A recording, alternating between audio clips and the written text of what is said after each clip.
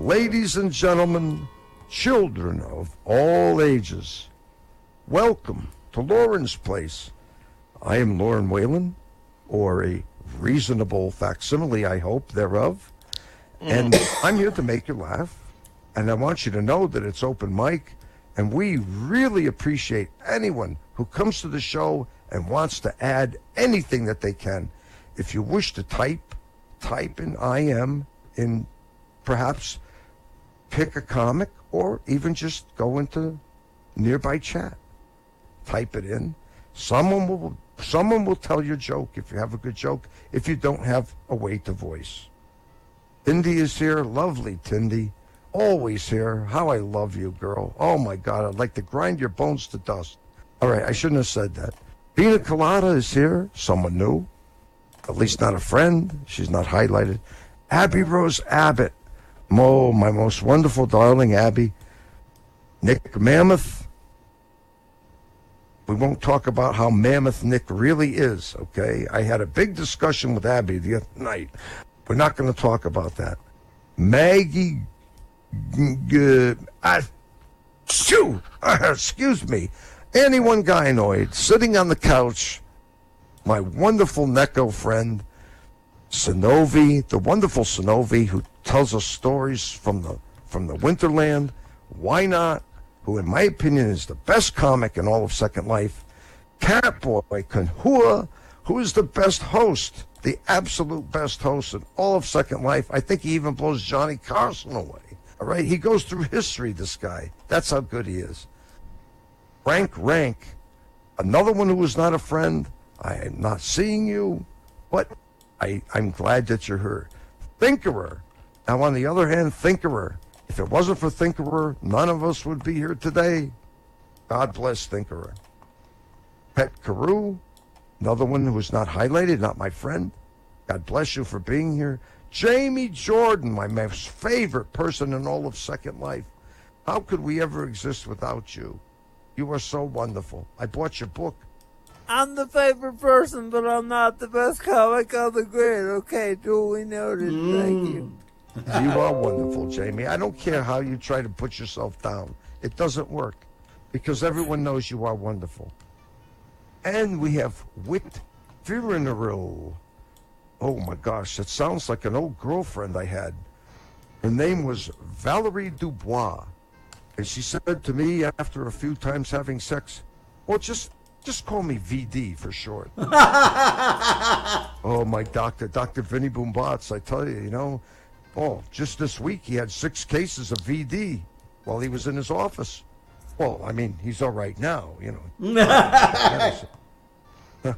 So we've got, let's see, Whit Virinil and Sodavan Torak, who was out of range. Oh, it doesn't matter. They're probably watching and listening.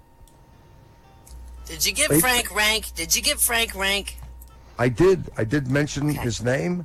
I do not know him. I have not zoomed in on him. Why? Is he handsome? Is he good looking? He's very cute. Oh, well, after the show, maybe, I'll take him to I bought a new parcel of land. Abby Rose helped me. It's very confusing in Second Life to buy land. Do I rent? Do I buy? What do I do? Do I get a Linden house? What do I do? I didn't know what to do. Abby set me straight. She says, see this plot of land? Buy this plot of land. That's what I did. And she's so wonderful to me. She bought me a sky house with changing views out the windows. And I have complete privacy, so now I can do anything I want. Great. God bless you, Abby. God bless me. We're all here for fun. No drama, just fun.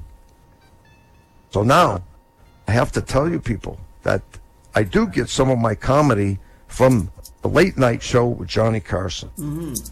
He's had some of the best comics on there, and the comics that he's had, like Rodney, for instance, Rodney Dangerfield, have boosted the careers of many, many comics like Jerry Seinfeld, Maurice LaMarche, the voice man who's Pinky and the Brain and so forth, and so many people.